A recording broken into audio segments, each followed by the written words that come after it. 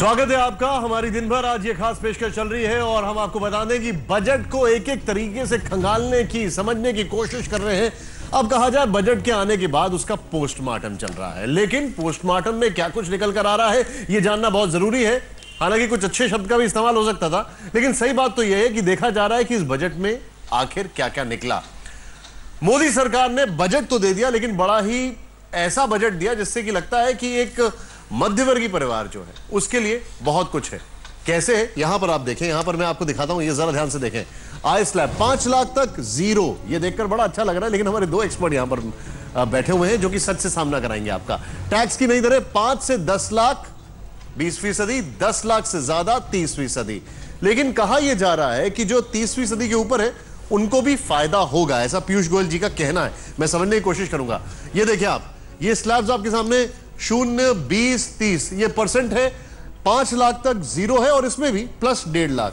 मैं जो बोल रहा हूं मुझे कितना अच्छा लग रहा है, ये मेरे साथ नोट कर रहे हैं, लेकिन मामले में ट्विस्ट है और ये पेच हम आपको समझाएंगे। लेकिन उससे पहले आज जो मोदी सरकार ने पिटारा खोला है, आइए आपको दिखाते हैं क्या है वो पिटारा। Individual tax payers having taxable annual income up to rupees 5 lakhs will get full tax rebate. ये मोदी सरकार का वो मास्टर स्ट्रोक है जिसके निशाने पर लगते ही बीजेपी चुनावी वैतरणी पार लगने की उम्मीद कर रही है। मध्यम वर्ग को छप्पर फाड़ रियायत देने की बेचैनी इस घोषणा में साफ साफ दिख रही है। आयकर छूट की सीमा एक झटके में दोगुनी कर मोदी सरकार चुनावी फसल काट लेना चाहती है। इसलिए अंतरिम बजट में भी आयकर छूट की सीमा 2.5 लाख से बढ़ाकर सीधे 5 लाख कर दी गई। यानी 5 लाख तक की कमाई पर आपको अब कोई टैक्स नहीं देना होगा। आप चुनिंदा योजनाओं में निवेश करते हैं तो 1.5 लाख तक की छूट और मिलेगी। यानी निवेश के साथ 6.5 लाख तक की कमाई टैक्स के दायरे से बाहर होगी। Individual taxpayers having taxable annual income up to rupees 5 lakhs will get full tax rebate. And therefore will not be required to pay any tax. As a result, even persons having gross income up to rupees 6.5 lakhs may not be required to pay any income tax. यकीनन ये घोषणा बेहद बड़ी है। एक साथ इतनी बड़ी छूट की हिम्मत अभी तक कोई सरकार नहीं कर पाई। इस घोषणा के साथ ही सरकार ने 3 करोड़ मध्यम वर्ग पर चुनावी डोरे डाल दिए हैं। लेकिन टैक्स एक्सपर्ट्स को इस लोक लुभावन ऐलान के पीछे भी कलाबाजी दिख रही है। जानकारों का कहना है कि टैक्स स्लैब में कोई बदलाव नहीं हुआ है। यानी अगर आपकी कमाई 5 लाख से ज्यादा है तो पुराने स्लैब ही लागू होंगे।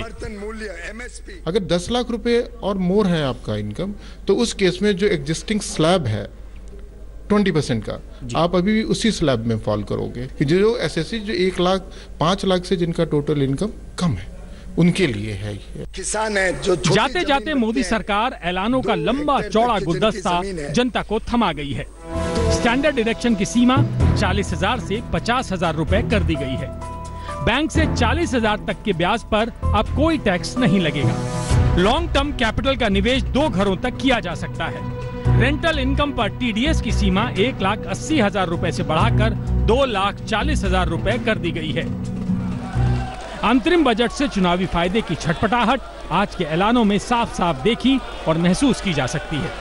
3 राज्यों में विधानसभा चुनाव की हार से सबक है कि बजट में मध्यम वर्ग और किसानों दोनों पर बीजेपी की नजर गड़ी है। पहले साल क्यों नहीं किया, दूसरे साल क्यों नहीं किया, तीसरे साल क्यों नहीं किया, चौथे साल क्यों नहीं किया, जब 2 महीने बाकी है? It's a proposal. जानते हैं कि चुनाव हारने वाले हैं, 2 महीने के लिए थोड़े से पैसे का इंतजाम कर लो, रिजर्व बैंक से ले लो, पीएसयू से ले लो और लोगों की जेब में डाल दो ताकि वो लोग वोट दे सके। लोग इतने ये नहीं है, लोग बहुत अच्छी तरह से जानते हैं इसको, ये सरकार को कि जुमलाबाज सरकार है। तो सवर्ण आरक्षण के बाद मोदी सरकार ने आखिरी ब्रह्मास्त्र का भी संधान कर दिया है। अभी नहीं तो कभी नहीं वाले अंदाज में बीजेपी ने चुनावी कूच करने को कमर कस ली है। अशोक सिंघल के साथ हिमांशु मिश्रा, दिल्ली, आज तक। तो हमारे जितने भी दर्शक हैं, मेरा आपसे गुजारिश है पेन और पेपर निकाल कर बैठ जाएं आप। बल्कि पेन और पेपर निकाल कर बैठ जाएं और उसको साइड रख दें, क्योंकि बड़े सरल शब्दों में हमारे दो इनकम टैक्स एक्सपर्ट हमारे साथ बैठे हुए हैं। सबसे पहले गोपाल कुमार केडिया जी मेरे ठीक राइट दाईं तरफ बैठे हुए हैं, और पीयूष गोयल जी के बजट पर मनोज गोयल जी, बड़ा फेमस नेम है, आज हमारे साथ बैठे हुए हैं। आप दोनों समझूंगा, लेकिन सबसे पहले गोपाल जी, सुबह भी आप मेरे साथ थे, पहले तो आपको बधाई, आपने कहा था ये बात, लेकिन अब मुझे एक बात बताएं आप, 5,100,000 जिसकी कमाई है उसको इस बजट से फायदा होगा नहीं होगा? देखिए, सबसे पहले तो मैं ये बताना चाहूंगा आपको डायरेक्ट क्वेश्चन पर आने से पहले कि पीयूष गोयल जी ने बजट की स्पीच में ही बोला था कि 5 लाख जिनकी कमाई होगी उनको टैक्स रिबेट मिलेगा। लोगों ने ये समझा कि एक थ्रेशोल्ड लिमिट इन्होंने 2.5 लाख से 5 लाख कर दी है। अब आपका जो क्वेश्चन है कि 5,100,000 अगर एक बार ये फिर से क्लियर कर दीजिए, थ्रेशोल्ड लिमिट नहीं है। यस, ये अब मैं बता दूं पहले क्या था और अब क्या है। पहले थ्रेशोल्ड लिमिट 2,50,000 थी, वो आज भी है। पहले 2,50,000 से 5 लाख तक जो है 5% टैक्स लगता था, वो आज भी है। 5 लाख से 10 लाख तक 20% लगता था, वो आज भी है। और 10 लाख से ज्यादा होने से 30% लगता था। इसमें कोई परिवर्तन किसी भी तरीके का नहीं हुआ है। जो परिवर्तन हुआ है, इनकम टैक्स में एक सेक्शन है 87A। 87A पहले भी था, पिछले बार थोड़ा सा फेरबदल किया था अरुण जेटली जी ने। वो कहता था कि आपकी अगर 3,50,000 तक इनकम है तो आपको टैक्स रिबेट मिलेगा मैक्सिमम 2,500 तक का। तो इस कैलकुलेशन से क्या होता था कि 2,50,000 तक थ्रेशोल्ड लिमिट थी, तो 3 लाख तक की इनकम एग्जम्प्ट हो जाती थी, उस पर टैक्स नहीं लगता था। अब वो इनकम 5 लाख हो गई है। अब वही 3,50,000 को बढ़ा के इन्होंने 5 लाख कर दिया है। केवल एक यही परिवर्तन किया है। कितना फायदा होगा इसमें? इससे फायदा मैं आपको बताता हूं।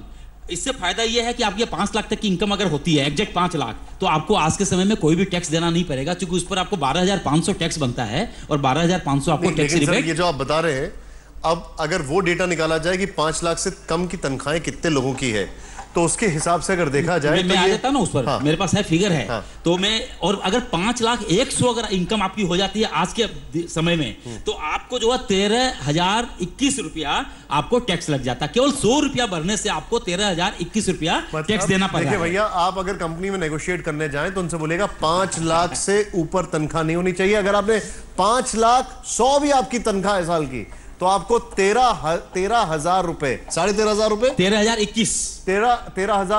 Well, God is in detail, अंग्रेजी में कहते हैं, डिटेल आपके पास बहुत है। yes. अब मुझे बताइए 5 लाख वाले कितने? अब मैं बता रहा हूं, भारत में टोटल 6 करोड़ के आसपास इंडिविजुअल टैक्स पेयर्स हैं। 6 करोड़, इसमें 4,25,00,000 इसमें वो टैक्स पेयर हैं जो 2,50,000 से 5 लाख तक की रिटर्न भरते हैं। ये जो टैक्स पेयर हैं 75% हमारे टोटल इंडिविजुअल टैक्स पेयर के। ये वाले वोट पक्के हो गए? Yes. अच्छा सर, अब मैं आपसे एक चीज जानना चाहूंगा, मनोज गोयल जी, अगर इस बजट की बात की जाए तो इसमें और फैक्टर्स कुछ आ रहे हैं। वो फैक्टर्स ये है कि खाली यहीं तक नहीं मामला सीमित है, जिनकी तनख्वाह ज्यादा भी है बताया जा रहा है उनको भी फायदा हो रहा है। एक कैलकुलेशन ये था 5 lakh plus 1.5 lakh plus house benefit और पता नहीं क्या क्या क्या क्या, वो क्या है जरा समझाएं आम दर्शक के लिए एकदम सरल भाषा में। 5 लाख रुपए तक की जो threshold limit 2.5 lakh as it is है। अगर आपकी इनकम एग्जाम्पल के तौर पे 6.5 लाख रुपए है और 1.5 लाख रुपए की ATC में आपको रिबेट मिलती है, अगर आप उसको 1.5 लाख रुपए तक का इन्वेस्टमेंट कर देते हैं, तो एक ऐसा इंडिविजुअल जिसकी टोटल इनकम 6.5 लाख है, लेकिन वो उसमें से 1.5 लाख रुपए उन स्कीम्स में इन्वेस्ट कर देता है जो ATC में एलिजिबल हैं, तो आपको टैक्स नहीं लगेगा। अच्छा, ATC में कोई फेरबदल नहीं किया गया? ATC में कोई फेरबदल नहीं है, 1.5 लाख की अमाउंट है। सिमिलरली उन्होंने कहा है कि अगर आपने हाउसिंग लोन लिया, आपकी इनकम मान लीजिए 8.5 लाख रुपए है, आपने एक हाउसिंग लोन ले रखा है जिसपे पूरे साल में आप 2 लाख रुपए का ब्याज देते हैं और 1.5 लाख रुपए आप ATC में इन्वेस्ट कर देते हैं, तो इवन इफ आपकी इनकम 8 लाख रुपए है तब भी आपको कोई टैक्स नहीं लगेगा। 8.5 लाख तक भी आप एग्जाम्प्ट हो जाएंगे। बट समझने की बात यह कि 8.5 लाख रुपए साल के कमाने वाला आदमी 2 लाख रुपए का हाउसिंग लोन पे ब्याज और 1.5 लाख रुपए की इन्वेस्टमेंट कैसे कर पाएगा?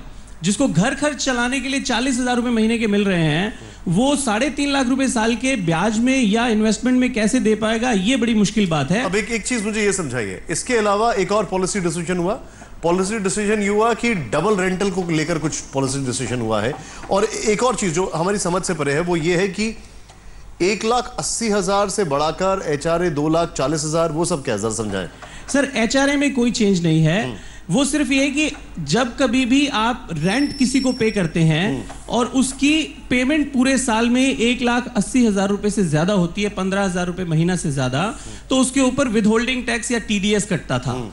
उसको बढ़ा के 2,40,000 कर दिया गया। इसका मतलब अगर पूरे साल में रेंट की पेमेंट 2,40,000 या 20,000 रुपए पर मंथ से ज्यादा है तो ही TDS कटेगा, जो पहले 1,80,000 रुपए था।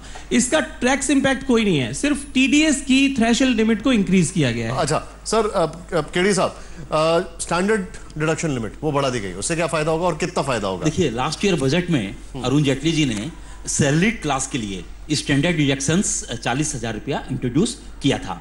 स्टैंडर्ड डिडक्शंस क्या है? जब सैलरीड एम्प्लॉय काम के लिए जाता है तो उसके अपने खुद के खर्चे होते हैं, जैसे उसको मेंटेन करना पड़ता है, ड्रेसअप है, तो जैसे बिजनेसमैन को अपना खर्चा अलाउ होता है, सैलरीड को कोई भी खर्चा डिडक्शंस नहीं मिलता था। पहले, बहुत पहले होता था, लेकिन बाद में डिसकंटिन्यू हो गया था। तो अरुण जेटली जी ने इसको 40,000 लिमिट करी थी, उसको लिमिट को बढ़ा के 50,000 कर दिया गया। अब ये क्या, मान लीजिए आप 10 लाख आपको सैलरी मिलती है, तो 10 लाख सैलरी में से आपका पहले 40,000 लेस हो जाने के बाद ही आपका टैक्स कैलकुलेशन होता था, अब 50,000 लेस हो जाएगा। वो एक फिक्स खर्चा मान लिया गया आपका कि आपको सैलरी अर्न करने के लिए इतना ही खर्चा हो रहा है। आपने जैसे ही बोला 10 लाख मान लीजिए आपकी तनख्वाह, तो कई सारे लोगों ने आपको टीवी के अंदर से दुआएं दी हैं कि आपके मुंह में घी शक्कर। खैर, फिलहाल वक्त एक छोटे से ब्रेक का, आप कहीं मत जाइए, लेकिन ये समझ लीजिए अभी तक का सारांश ये है हमारी बातचीत का कि अगर आपकी तनख्वाह सालाना 5,100,000 भी है तो तैयार हो जाइए 13,500 बल्कि 13,021 रुपए टैक्स देने के लिए। 5 लाख है तो कोई टैक्स नहीं देना होगा। अब 2 महत्वपूर्ण सवाल, हमारे पास सिर्फ 1 मिनट है, 30 सेकंड। सर, जो बैंक में पैसा पड़ा है उस पर कोई फायदा है? क्योंकि कुछ ऐसा कुछ आया कि उस पर आपका टैक्सेशन इतनी लिमिट तक नहीं है, वो क्या मामला है? देखिए, बैंक में अगर आप FD करते हैं तो अगर 10,000 से ज्यादा आपको ब्याज मिलता है तो उस पर बैंक जो है आपका टैक्स काट लेता है, TDS काट लेता है। और अगर आपकी टैक्सेबल इनकम नहीं है तो आपको रिटर्न फाइल करनी पड़ती है उस पैसे को वापस लेने के लिए, रिफंड लेने के लिए, जो कि हालांकि इस बजट में कहा गया कि 24 घंटे में आपको मिल जाएगा। प्रैक्टिकली ऐसा होता नहीं, आज तक कभी नहीं होता, हमने तो नहीं। तो वो जो टैक्स काटने की जो 10 लाख की जो सीमा थी उसको बढ़ा के 40 लाख कर दिया गया है। अच्छा सर, अगर महिलाओं को इस बजट से कोई फायदा? खासकर स्पेसिफिकली महिलाओं के लिए कोई फायदा नहीं है सर, लेकिन जो FD वाला प्रोविजन है जिसपे आपके पोस्ट ऑफिस में डिपॉजिट्स हैं या आपके बैंक में डिपॉजिट्स हैं, वहां पे 10,000 से ज्यादा पे जो TDS कटता था वो 40,000 हो गया, वो यूनिवर्सल है। बहुत एक लाइन में, इस बजट से किसको फायदा हुआ सैलरी क्लास में अगर बात की जाए तो? देखिए, इस बजट से मिडिल क्लास को बहुत फायदा हुआ है। सैलरी ब्रैकेट कौन सा है? नहीं, सैलरी ब्रैकेट आपको 2,50,000 से 5 लाख का जो लिमिट था जी, इस ब्रैकेट को बहुत ज्यादा फायदा हुआ है। और इसमें जो है, लेकिन ये सारे फायदे अभी नहीं, अगर चुनाव जीते तब पता लगेंगे। देखिए, बजट इमीडिएट इफेक्ट तो पता नहीं लगेगा। इमीडिएट नहीं है। तो ये इसमें एक लूप है, ये घोषणाएं हैं, आप ये समझ लीजिए। सारे फायदे तब अगर फिर से मोदी सरकार आती है और जुलाई तक फिर इसको पास होता है और सब कुछ होता है। उससे पहले घोषणाएं हैं। खुश रहिए, आपके सामने एक ये कह दे, आपको आपके सामने कुछ एक तोहफा रख दिया गया है। अब वो तोहफा आपको तभी मिलेगा जब आप उनको कुछ देंगे रिटर्न गिफ्ट में। खैर, बहुत बहुत शुक्रिया आप दोनों का हमसे बातचीत करने के लिए। फिलहाल वक्त एक छोटे से ब्रेक का, आप कहीं मत जाइए। खास पेशकश आज तक पर सुबह से जारी है। अभी हम बात कर रहे थे टैक्स स्ट्रक्चर की। हमारा बजट बाजार खुला हुआ है। लेटेस्ट खबरों के लिए यूं ही देखते रहिए आज तक, और इस वीडियो के पसंद आने पर लाइक, शेयर एंड सब्सक्राइब करना ना भूलें।